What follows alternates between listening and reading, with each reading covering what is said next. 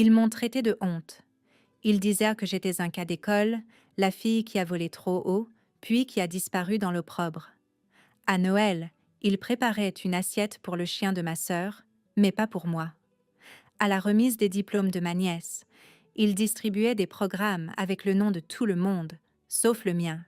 Et quand ma mère disait aux voisins que j'étais une sorte d'employé de bureau, elle le disait avec ce sourire, celui qui feint la pitié tout en vous transperçant la colonne vertébrale.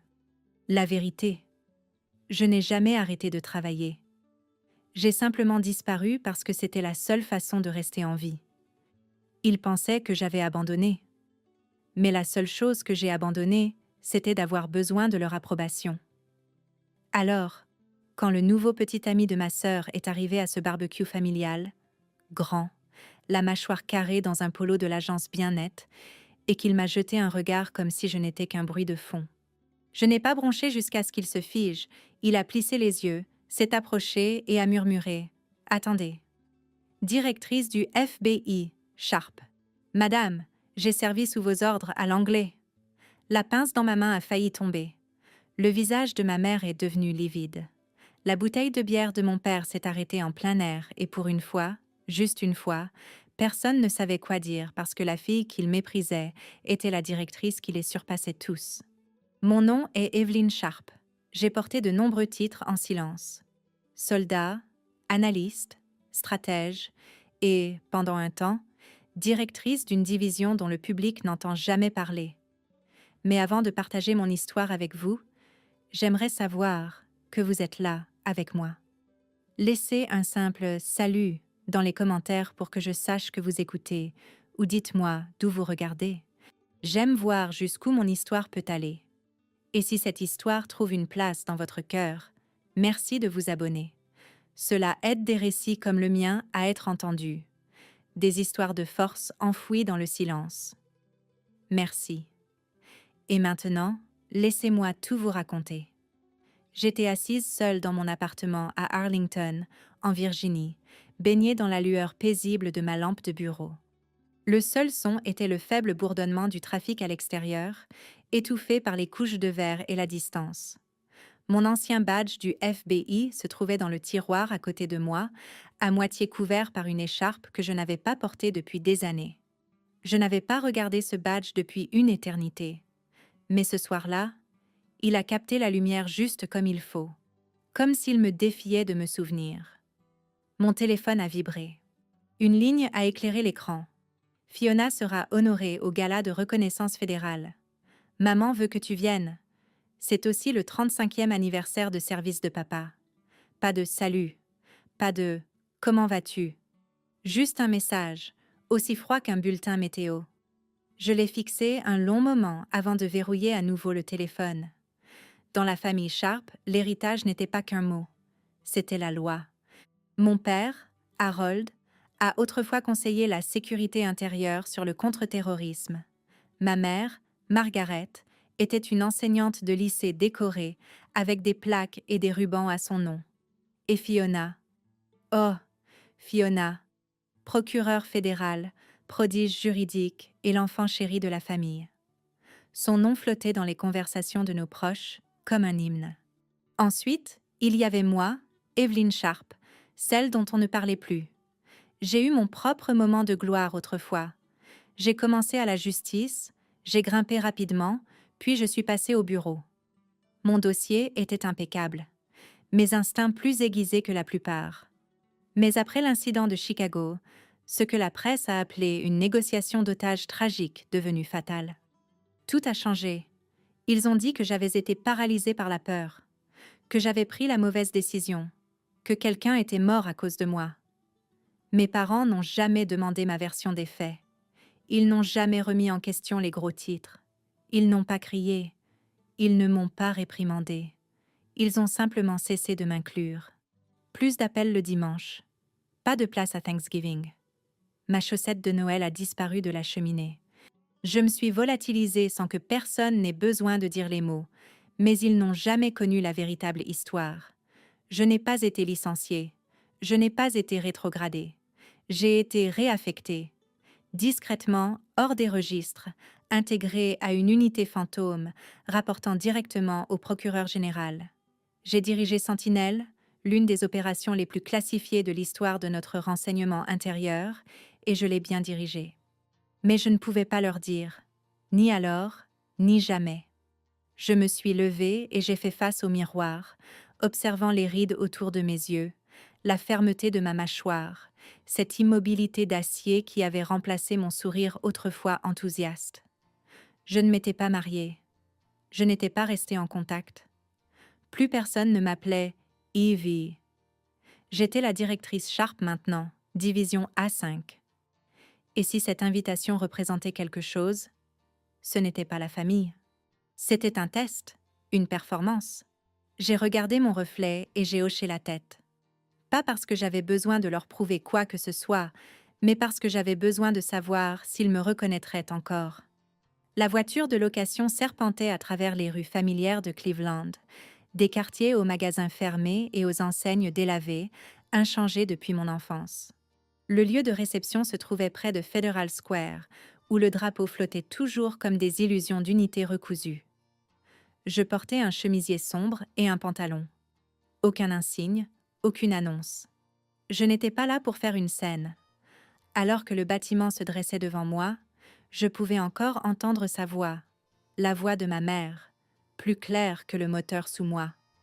C'était en 2017. Elle ne savait pas que je me tenais dans le couloir. « Il y a des gens nés pour qu'on se souvienne d'eux », disait-elle à une amie, « et d'autres devraient le savoir qu'ils ne le sont pas. » Je n'ai pas dit un mot. Je suis restée là, figée, et d'une certaine manière, ce moment a résonné plus fort que n'importe quelle sirène que j'ai jamais entendue. Je suis arrivée pile à l'heure, pas une minute en avance, pas une seconde en retard. L'entrée du Federal Civic Hall était polie comme un miroir. Une file de dignitaires passait déjà par les détecteurs de métaux. Personne ne m'attendait. Personne ne regardait dans ma direction. J'étais une ombre dans un endroit auquel j'appartenais autrefois.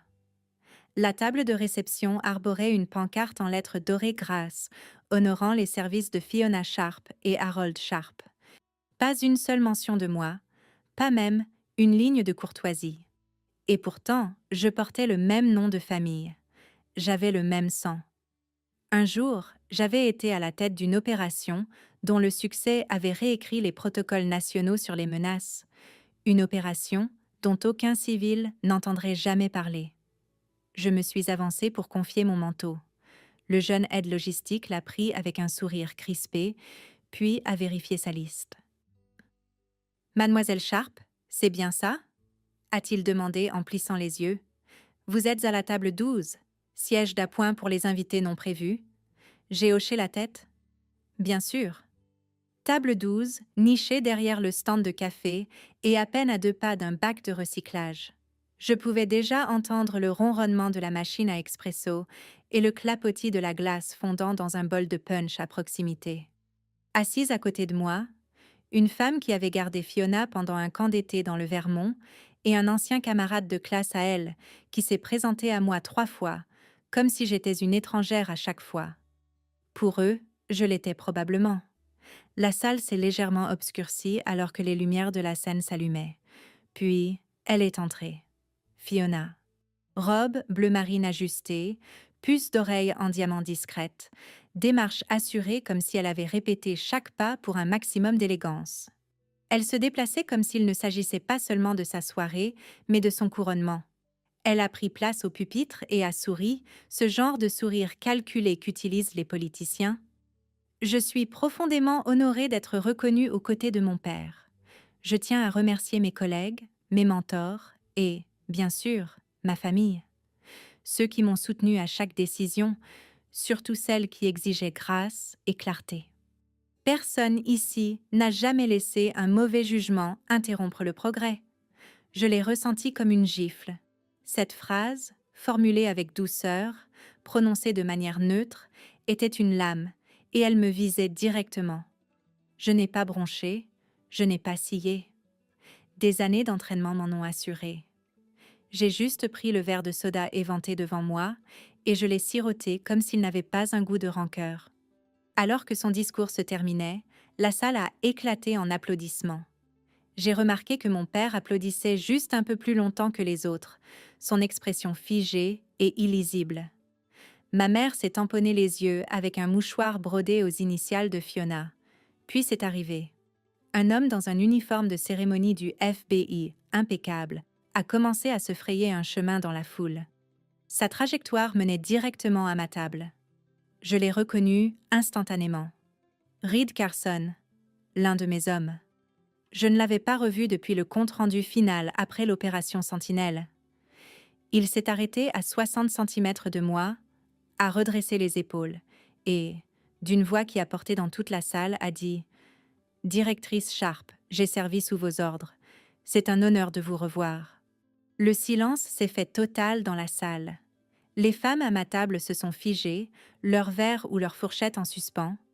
La tête de Fiona a pivoté brusquement vers nous. La main de mon père s'est arrêtée en plein mouvement. Le verre de vin de ma mère s'est incliné dans sa main, manquant de se renverser. J'ai levé les yeux vers Reed. Je n'ai pas souri.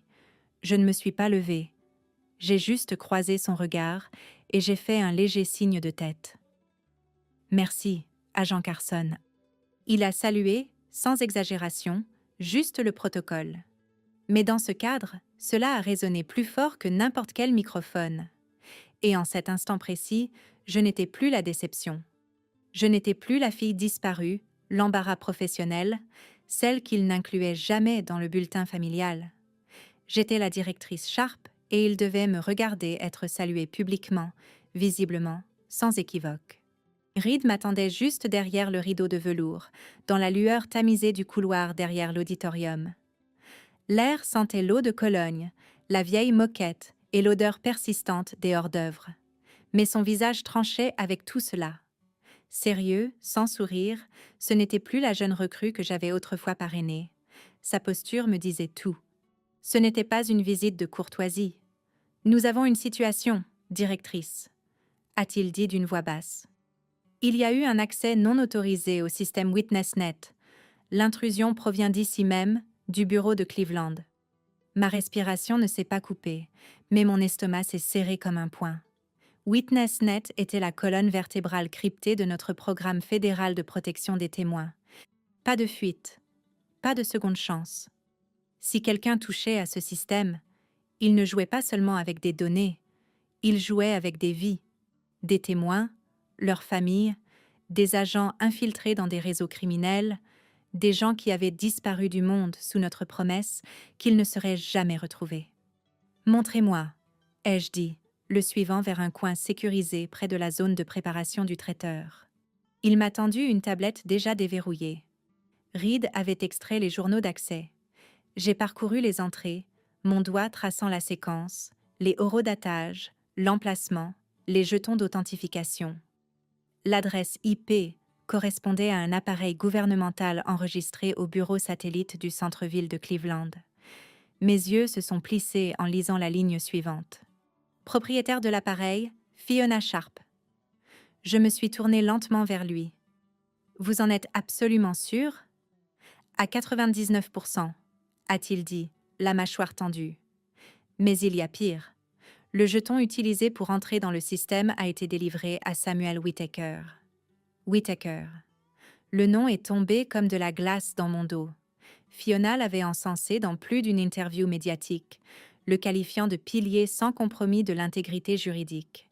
C'était un plaideur fédéral de haut rang, à la langue acérée, à l'aise devant les caméras, et récemment le procureur principal dans un scandale de détournement de fonds très médiatisé impliquant des contrats militaires. Le public le voyait comme un défenseur de la vérité. J'avais toujours vu quelque chose d'un peu plus calculé. Pourquoi Whittaker aurait-il des accès pour WitnessNet ? Ai-je demandé, plus pour moi-même que pour Reed. Et c'est ce que j'essaie de découvrir, a-t-il dit. Mais si cette intrusion remonte à Fiona, soit elle est manipulée, je l'ai interrompue, et soit elle est impliquée bien plus profondément qu'elle ne le pense. Je ne crois pas qu'elle soit une taupe, a-t-il dit prudemment. Mais quelqu'un utilise ses accès comme couverture. Je l'ai regardé. Je reste. Il a cligné des yeux. Sous quel prétexte ? La famille, ai-je répondu sèchement. Laissons-les croire que je suis venue raviver un sentiment de sororité perdu depuis longtemps. Il a eu un rire sardonique. Je suppose que techniquement, ce n'est pas un mensonge. Pas encore, ai-je dit en empochant la tablette. Mais ça pourrait le devenir. Nous nous sommes séparés juste avant la série de discours suivante. Je me suis glissée de nouveau dans la salle principale, le brouhaha des conversations s'atténuant à mon passage. Fiona m'a repéré de l'autre côté de la salle. Son regard était aiguisé, scrutateur, comme si elle sentait que quelque chose dans ma posture avait changé. Ma mère m'a interceptée près de la table, tenant une coupe de champagne. Elle portait cette expression polie et semi-plaisante qu'elle affichait toujours lorsqu'elle était forcée de côtoyer la déception. « Eh bien » a-t-elle dit d'un ton léger et artificiel. « N'est-il pas amusant que quelqu'un se soit réellement souvenu que tu avais l'habitude de faire quelque chose ?» J'ai soutenu son regard un instant, puis j'ai esquissé un doux sourire. « Tout le monde n'oublie pas, maman. » Je suis passée devant elle avant qu'elle ne puisse trouver une réponse. L'écho de son silence me suivait comme de la fumée. Mais à l'intérieur, mon esprit était déjà en mouvement, cartographiant les connexions, calculant les risques. Il ne s'agissait plus de rédemption. Il s'agissait de démasquer la vérité. Et Fiona, qu'elle le sache ou non, venait de devenir le centre de quelque chose de bien plus dangereux que les politiques familiales. La lumière du matin filtrait à travers les stores fins de ma fenêtre de motel, marquant la moquette terne de gris et d'or. La vieille télévision bourdonnait doucement dans son coin, le présentateur des informations locales souriant de manière trop éclatante pour l'heure. J'étais assise sur le bord du lit, encore dans mes vêtements de la veille, regardant le visage de Fiona envahir l'écran. Elle était impeccable, prête pour la caméra, assise à la table de conférence de presse en tant que nouvelle représentante nommée du district fédéral de l'Ohio. Sa voix, confiante et assurée, résonnait dans la pièce comme un hymne de droiture orchestré. Les victimes de la négligence gouvernementale méritent non seulement nos paroles, mais nos actes, a déclaré Fiona. Nous nous engageons à restaurer la confiance. J'ai pris une gorgée de café de motel. Amer, brûlé. Parfait. Quelques minutes plus tard, le segment a coupé pour un montage d'entretien passé. L'un d'eux m'a fait marquer une pause.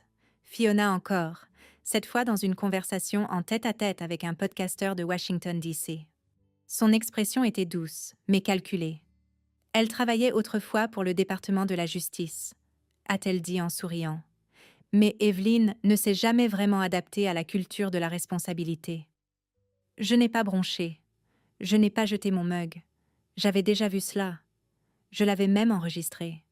Pas par vengeance, juste pour me souvenir. C'était la même petite sœur que je raccompagnais à la maison après l'école, quand elle pleurait dans mes bras parce que les garçons se moquaient d'elle. C'est moi qui les affrontais. Je recevais les coups. Je faisais en sorte qu'elle se sente en sécurité. Maintenant, elle utilisait mon nom comme un outil de rhétorique. Reed et moi avions réparti nos tâches. Il restait pour passer au peigne fin les données de surveillance. Je me suis rendue au bâtiment fédéral local. Pas de badge, pas d'esclandre, juste mon nom, mon histoire et une ancienne faveur réclamée à un adjoint régional à la retraite qui me devait une bouteille de whisky et une ardoise propre. Je me suis enregistrée sous mes anciennes accréditations du DOJ, assez pour susciter des regards curieux et des sourires forcés, mais pas assez pour donner l'alerte. Samuel Whittaker m'a accueilli avec une poignée de main si ferme qu'elle hurlait la surcompensation. Son sourire était trop poli, ses yeux trop fixes. Nous nous sommes assis au café de l'angle au premier étage, entourés d'agents prétendant ne pas écouter. « Vous devez être la sœur de Fiona », a-t-il dit. « Elle parle de vous tout le temps. Une sorte de légende, à ce que j'ai entendu. » Il a remué son café par des cercles lents et délibérés. « Elle est la lumière la plus brillante de notre bureau, du cœur, de l'intégrité. Un peu naïve peut-être, mais attachante. » Naïve n'est pas un compliment dans ce bâtiment, ai-je dit platement. Whittaker a gloussé. « Oh, directrice Sharp, personne ne garde son auréole intacte éternellement, n'est-ce pas ?» Son ton était léger, mais j'ai capté la lueur dans son regard. Le genre de lueur que les hommes comme lui pensent bien cacher. Je n'ai pas répondu. J'ai juste siroté mon café, laissant le silence s'étirer. Quand je suis sortie du bâtiment, mon téléphone a vibré. Reed. Je t'envoie quelque chose. Tu ne vas pas aimer. Le fichier est arrivé quelques secondes plus tard, une vidéo granuleuse horodatée d'il y a 3 semaines. Whittaker sortant d'un parking, regardant autour de lui comme un homme qui sait à quoi s'en tenir. Puis, de l'ombre, une seconde silhouette a émergé, grande, aux cheveux gris, portant un trench coat beige. Orson Gray. Je n'avais pas entendu ce nom depuis des années. Il avait été signalé dans l'opération Iron Maze comme conduit logistique pour le voile.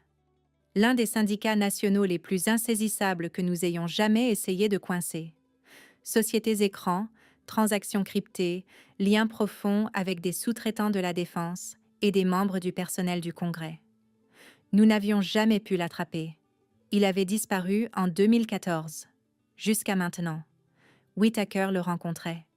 Ce sourire qu'il avait, je pouvais encore le voir en fermant la vidéo. Et Fiona travaillait sous Whittaker. J'ai fixé la ligne d'horizon de la ville depuis le trottoir, les nuages s'entr'ouvrant juste assez pour laisser passer un peu de chaleur.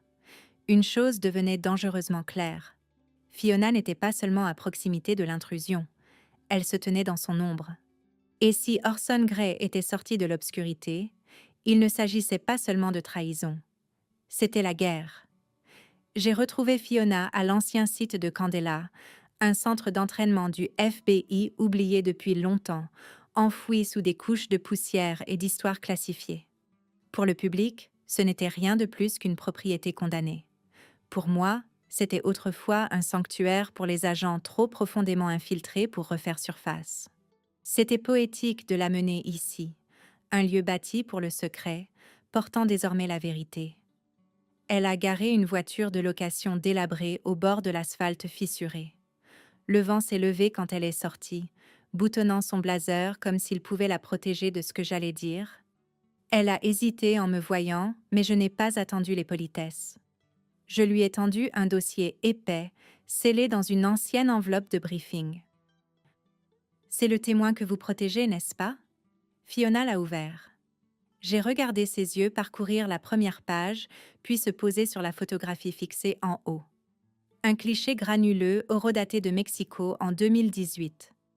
Un homme en tenue tactique, visage découvert, pointant une arme, une famille agenouillée au sol, du sang sur le ciment.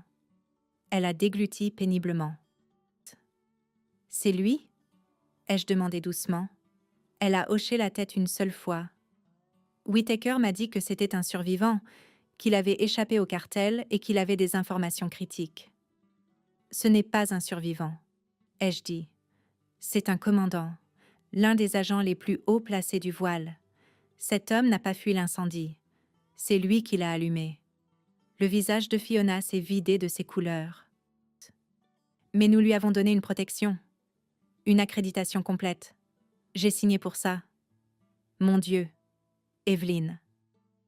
J'ai glissé la main dans mon manteau et j'ai sorti un petit enregistreur crypté. J'ai appuyé sur lecture. C'était la voix de Whittaker. Claire, satisfaite, délibérée. C'est notre pion le plus précieux. Donnez-lui juste assez de vérité pour qu'elle reste convaincue d'être dans son bon droit. Elle est jeune, idéaliste. Le système l'avalera tout entière avant même qu'elle ne réalise qui elle protège. L'air entre nous s'est épaissi. Fiona n'a pas parlé pendant un long moment.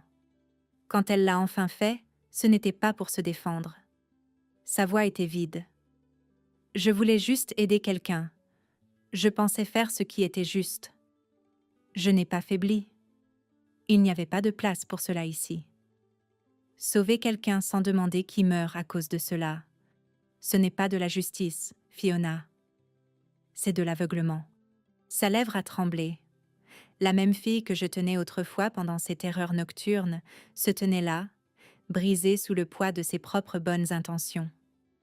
Elle s'est détournée pour partir, les épaules voûtées. « Attends !» ai-je dit en m'approchant.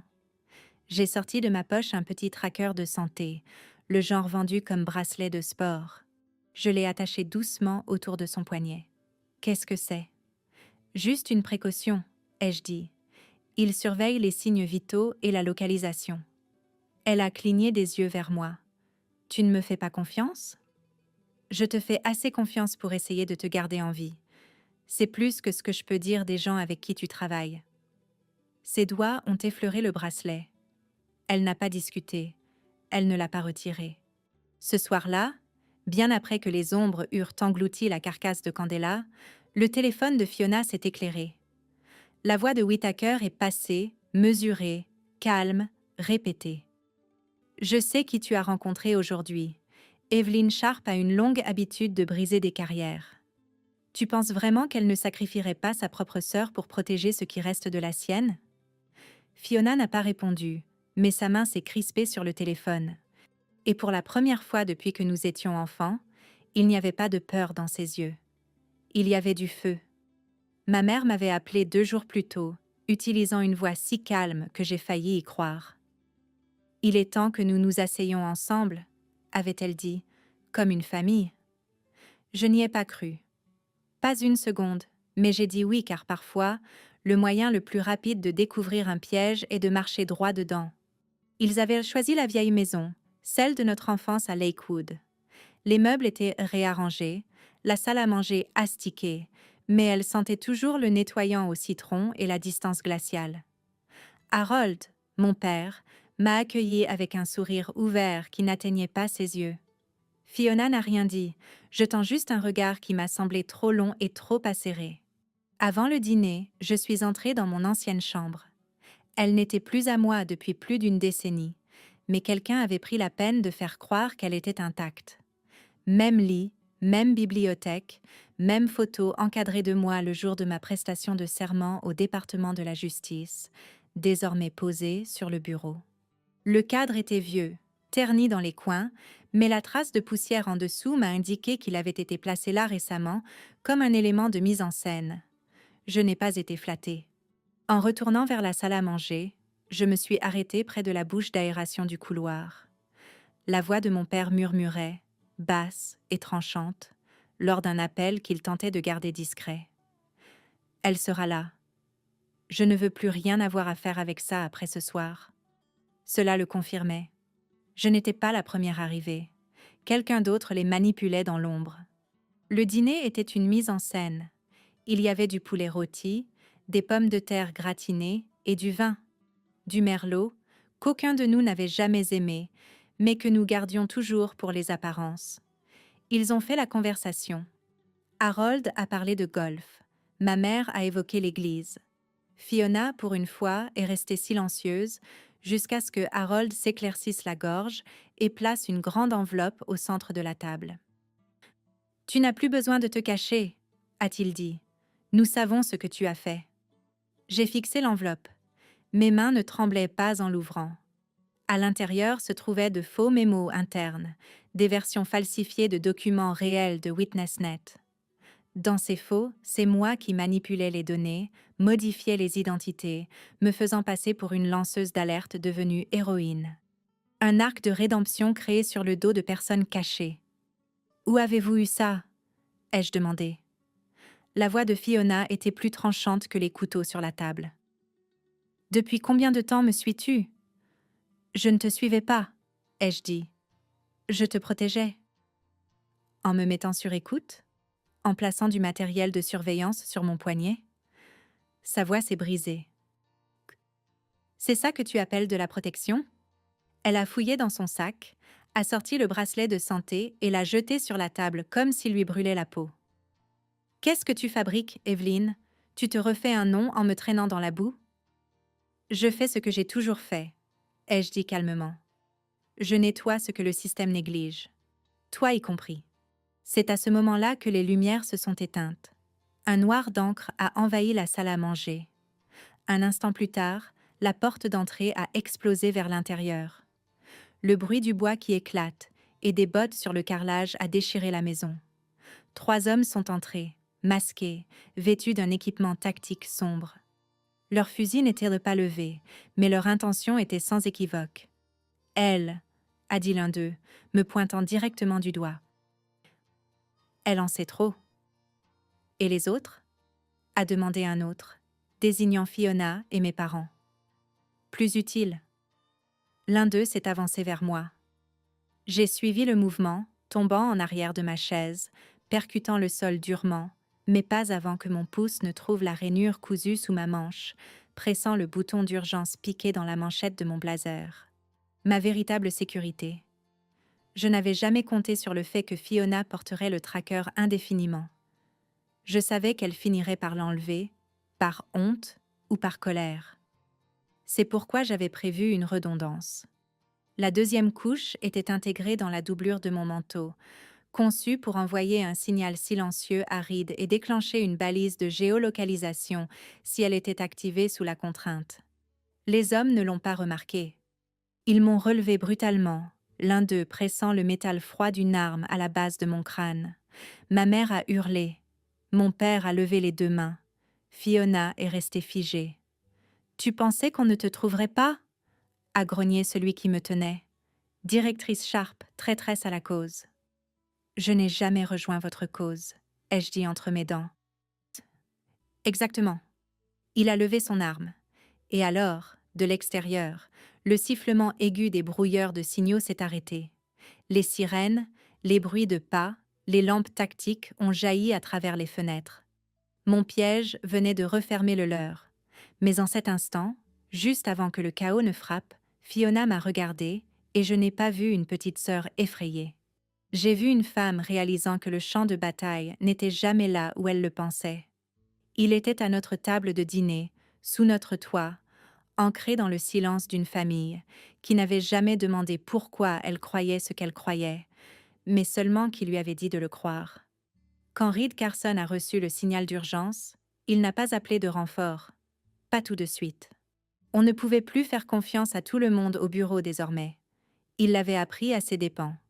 Au lieu de cela, il a appelé Maria Torres, l'analyste en cryptage qui savait disparaître entre les pare-feux, et Daniel Park, un ancien Navy SEAL qui ne posait pas de questions. Il a agi. « À quoi avons-nous affaire ?» a demandé Maria alors qu'il s'équipait à l'arrière d'un SUV banalisé, se dirigeant vers le dernier signal de mon appareil. Reed n'a pas mâché ses mots. Un réseau qui nous connaît mieux que nous ne nous connaissons nous-mêmes, et une famille utilisée comme appât parce qu'ils n'y comprennent absolument rien. Pendant ce temps, j'étais attachée à un poteau de soutien rouillé dans le sous-sol de mes parents. Le voile avait agi vite. Ruban adhésif, nœuds militaires, voix basse et un arsenal qui disait qu'il n'était pas là seulement pour faire peur. L'un d'eux m'a reconnue. « C'est vous, l'agent de Sentinelle. J'ai suivi vos missions. Puis, vous avez disparu. » Je n'ai pas scié. Je n'étais pas partie. J'ai été choisie pour disparaître. Il a souri sous son masque. « Joli. Mais vous n'êtes plus invisible maintenant. » Ils ne voulaient pas seulement nous tuer. Ce serait trop clément. Leur plan était précis. Poser des explosifs. Mettre en scène l'ensemble comme une cellule extrémiste domestique. Nous nous serions éliminés nous-mêmes. Un manifeste fabriqué. Quelques fichiers falsifiés et boum. Nous serions devenus un gros titre d'avertissement. Pas de questions. Pas de traces. Au-dessus de nous, les vieux planchers craquaient. J'écoutais pour entendre la voix de Fiona, mais elle était silencieuse. Je ne savais pas si elle était terrifiée ou en train de calculer. Quoi qu'il en soit, je savais qu'elle était encore dans la partie. C'était ce qui importait. Et puis la voix de Reed, grésillante et codée, est passée par le dispositif caché dans la couture du col de mon manteau. « Evelyn, nouvelles infos. La taupe est Victor Crane. » J'ai failli arrêter de respirer. Crane, l'homme même à qui j'avais autrefois bloqué une promotion après qu'il eut falsifié des preuves dans une affaire de trafic. « Oh, c'est lui qui les alimente, » a continué Reed. « Il a fait fuiter votre position. Et c'est lui qui a donné ces faux dossiers WitnessNet à votre père. » C'était logique. Trop logique. Crane connaissait le bureau, il me connaissait, et surtout, il savait comment transformer la confiance en arme. Dehors, l'équipe a commencé sa préparation finale. La voix de Reed est revenue. 12 heures. Ils ont piégé l'endroit. Toute la maison va sauter si nous n'agissons pas. J'ai regardé la minuscule lumière clignotante sur la manchette de ma veste. Ce n'était pas une promesse, ni de l'espoir. C'était un ordre. Commencez. 3h11 du matin. Le genre d'obscurité qui semblait plus vieille que la nuit. Le sous-sol empestait la moisissure, la sueur et quelque chose de plus âcre. L'odeur chimique de l'explosif plastique. Mes poignets brûlaient à cause du frottement des cordes. Je sentais la présence de ma famille dont la respiration était courte et trop rapide derrière moi. Pour une fois, même Harold se taisait. Peut-être comprenait-il enfin qu'il ne pourrait pas se sortir de là par l'argent. J'ai fait abstraction du bruit, me concentrant sur le silence en dessous, mon rythme cardiaque, mon rythme, mon compte à rebours. La voix de Reed, calme comme toujours, est passée par le récepteur sous-cutané. Nous entrons par l'entrée nord. Extinction des feux dans 40 secondes. Vous aurez 90 secondes pour atteindre et désamorcer la charge principale. Je n'ai pas demandé s'ils allaient survivre. À ce stade, rien n'était garanti pour personne. Nous étions déjà sur le fil. 40 secondes plus tard, le courant a été coupé.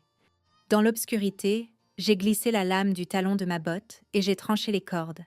2 passages, puis un craquement. J'ai roulé vers l'avant, me glissant vers le chauffe-eau où j'avais caché un émetteur thermique de secours. Je l'ai utilisé pour tromper les détecteurs de mouvement assez longtemps pour me faufiler dans le couloir. Daniel a fait irruption par la cave, silencieux, efficace, coupant les communications du voile. Maria, depuis une camionnette à 3 pâtés de maison, s'était connectée au plan. 3 nœuds explosifs disposés en V, ce ne sont pas des charges standards, c'est symbolique, la marque du voile. J'ai atteint le premier nœud derrière la machine à laver. Fil blanc, a dit Maria. Mais il y a un courant croisé. Tu dois d'abord couper l'alimentation centrale. Pas le temps, ai-je dit, et j'ai utilisé ma main gauche, celle qui me faisait encore souffrir d'une fracture à Chicago, pour trancher. Pas de boum. Je respirais encore. J'ai plaqué le sol à nouveau alors que des bruits de pas tonnaient dans les escaliers. Un homme a surgi, fusil levé. J'avais prévu cela. J'avais échangé le pistolet de collection de ma mère contre un Glock chargé et je l'avais caché sous une latte du plancher. J'ai tiré bas, dans sa cuisse. Il s'est effondré en hurlant. Je me suis approchée et j'ai arraché son masque. Victor Crane. Rebonjour, ai-je dit. Il a grogné. Tu t'es toujours cru meilleur. C'est pour ça que tu m'as grillé. Tu t'es grillé tout seul, ai-je dit. Je me suis juste assurée que tu n'entraînes personne d'autre avec toi. Il a ricané. Tu ne gagneras jamais. Ce système ne veut pas de toi. Il n'y a pas de place pour les gens comme toi. Alors je construirai un nouveau système, ai-je murmuré. Je me suis retournée vers les explosifs. 2 nœuds restants. En désamorçant le second, j'ai senti quelqu'un derrière moi. Je ne me suis pas retournée. Tu vas mourir pour des gens qui n'ont jamais cru en toi? La voix de mon père. J'ai continué à travailler. Pas pour eux. Pour ne pas devenir la personne que vous avez toujours cru que j'étais. Puis Fiona s'est agenouillée à côté de moi, les yeux grands ouverts mais lucides. Dans sa main, une petite unité de contrôle. Je l'ai volée à Crane avant qu'il ne m'attache. Elle a dit « Tu n'as pas à faire ça seule ». C'était la première fois que je la voyais, non pas comme la fille qui suivait mes traces ou la femme qui essayait de les fuir, mais comme quelqu'un debout à mes côtés par ses propres moyens. J'ai désactivé la dernière charge. Les lumières ont vacillé au-dessus de nous. La voix de Reed. On est dedans. Cibles à terre. Tout est dégagé. Je suis sortie à l'aube, du sang sur mes manches, le souffle court. Reed m'a rejointe sur le porche. Tout le monde est en sécurité, a-t-il dit. J'ai regardé au-delà de lui, l'horizon sombre, les étoiles s'effaçant au-dessus d'une maison brisée. Non, ai-je dit. Maintenant, il est sûr de commencer. 10 jours s'étaient écoulés depuis que la maison avait été sécurisée. Les bombes étaient désamorcées et les mensonges, du moins certains d'entre eux, avaient été mis au jour. Je suis entrée dans la salle d'audience du Congrès sans illusion et sans armure. Pas celle que l'on porte, en tout cas. Mes cheveux n'étaient pas attachés en un nœud tactique. Je n'ai pas baissé les yeux. Pour la première fois depuis des années, je me tenais à la vue de ce système même qui avait autrefois tenté de m'effacer. La plaque devant moi indiquait « Evelyn Sharp, directrice, FBI, division A5 ». Je n'ai pas commencé par un récit de guerre ou une accusation. J'ai commencé par une question posée doucement, mais tranchante. Pourquoi croyons-nous que le silence est synonyme de culpabilité? Pourquoi laissons-nous la perception remplacer la vérité?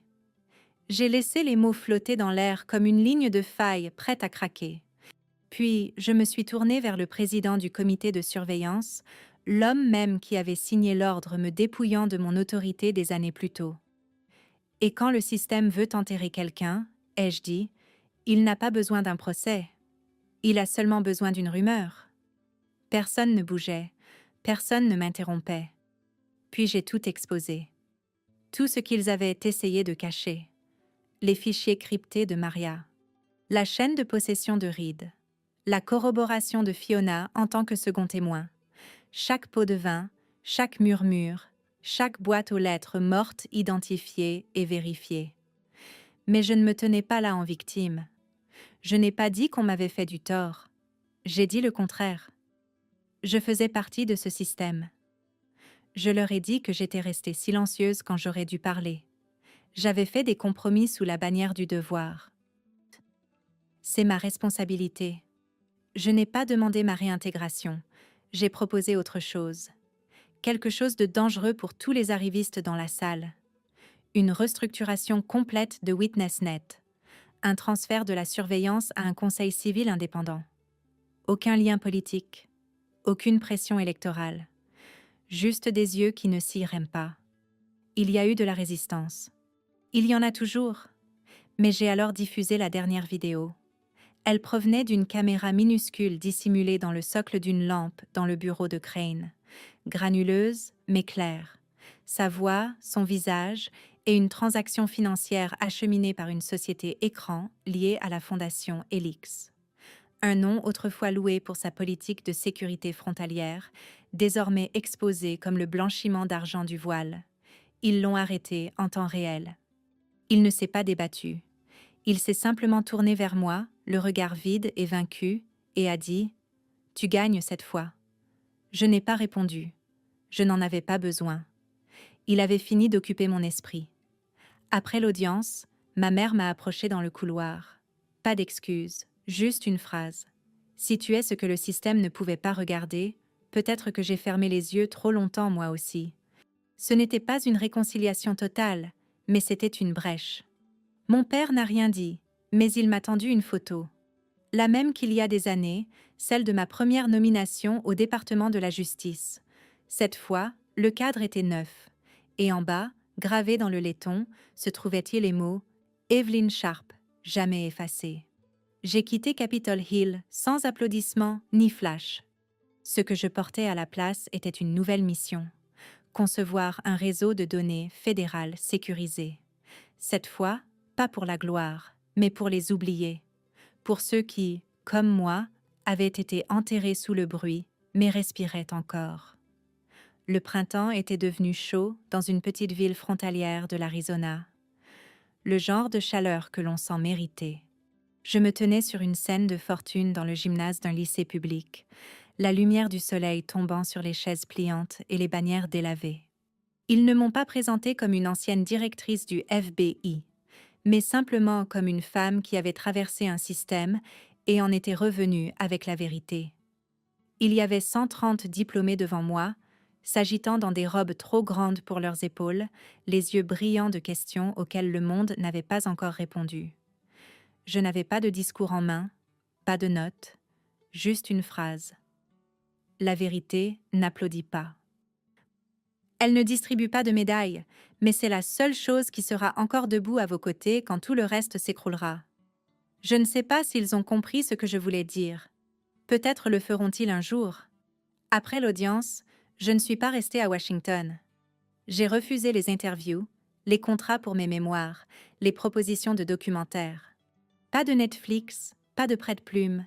Je me suis éloignée du bruit qui m'avait séduite autrefois. Au lieu de cela, je suis devenu mentor, un guide discret. J'ai travaillé avec des ONG, siégé dans des conseils scolaires, enseigné l'évaluation des risques et le raisonnement éthique à des adolescents qui pensèrent que la justice était quelque chose qu'on trouvait dans les films. Je leur ai dit, c'est quelque chose que l'on construit lentement, seul, s'il le faut. Et puis, un après-midi, le nom de Fiona est apparu dans ma boîte de réception. Objet, je n'ai plus peur.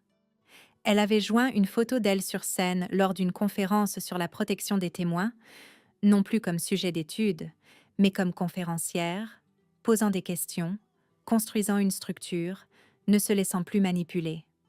J'ai répondu « J'ai toujours cru en toi, mais ce qui importe le plus maintenant, c'est que tu crois en toi-même. » Cette nuit-là, je me suis assise dans mon petit bureau à la maison, celui sans drapeau, sans interphone.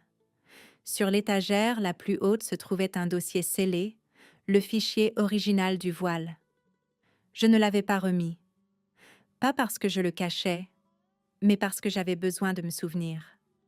La justice n'est pas un moment, c'est un processus. Quand les gens me demandent ce que je fais maintenant, je souris simplement. J'ai travaillé dans le système. Maintenant, je me tiens à l'extérieur pour pouvoir le voir plus clairement. Je ne donne plus de discours. Pas souvent. Mais parfois, quand le soleil se couche derrière les montagnes et que le ciel prend ce bleu profond et impossible. Je m'assois seule près de la clôture en bois à l'arrière. Personne n'applaudit. Aucun appareil photo ne clique. Juste le silence. Le mien. Et cette fois, je n'en ai pas peur. Parfois, la chose la plus forte que nous puissions faire est de nous tenir calmement dans la vérité pour laquelle nous nous sommes battus. Toutes les victoires ne sont pas bruyantes. Certaines arrivent dans le silence, dans la dignité, en choisissant de recommencer, cette fois selon nos propres termes. Si cette histoire vous a touché d'une manière ou d'une autre, j'aimerais vraiment avoir votre avis. Laissez un commentaire ci-dessous, partagez vos réflexions ou abonnez-vous simplement pour rester connecté. Votre voix compte plus que vous ne le pensez.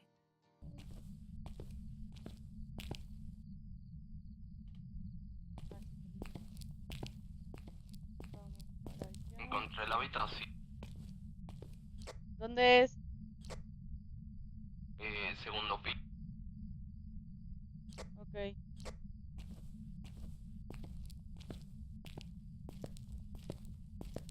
Muy bueno.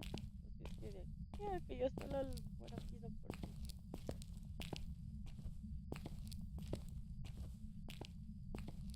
¿Será que ve algo? ¿Será que güey? No lo sé, lo averiguaremos. No, no era eso.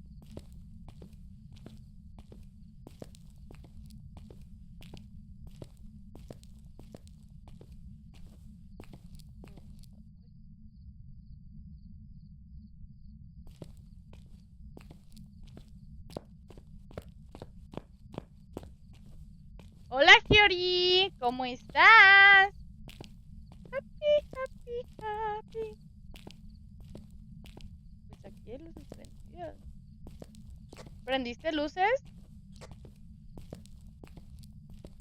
Es-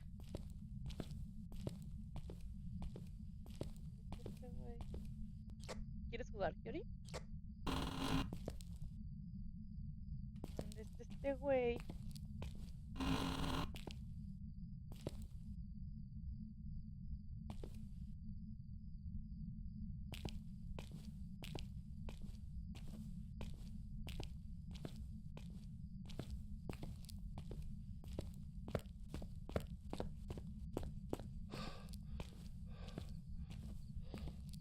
Bien cansada.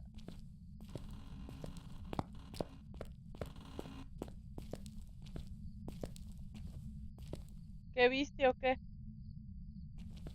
Sí, es aquí. Pues la temperatura sí está bajando. Sí está frío. Ok. Pero deja checo primero si son temperaturas muy heladas.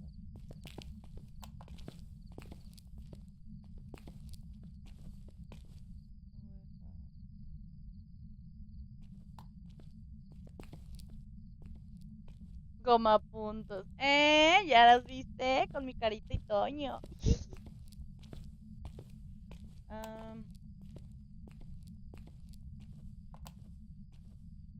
ver, ¿cómo vamos con la temperatura? Pues no baja de 0, déjame te digo, Pero, ¿cuánto está? Está como a 3. Bueno, esta es la habitación. Necesitamos traer cosas. Ah, se fue, loco.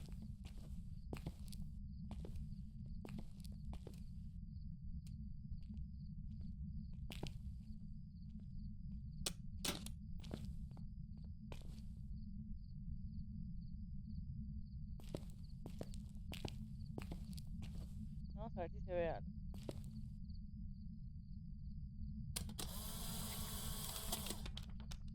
A ver, ¿se ve algo? No, no la guardo, no puede ser. Vamos a dejarla ahí. Upsi.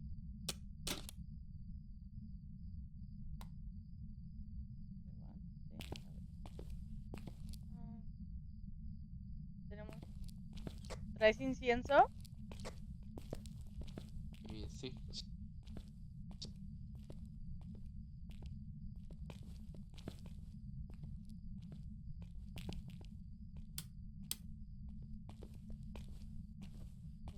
Por la escalera. No manches, oiga.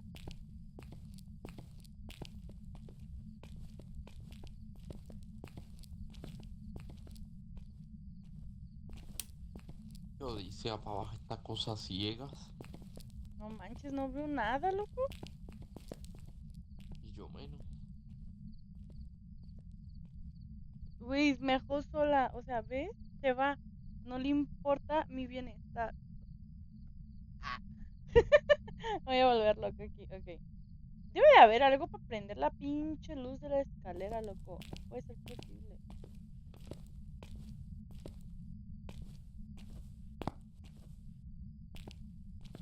Y para salir de aquí.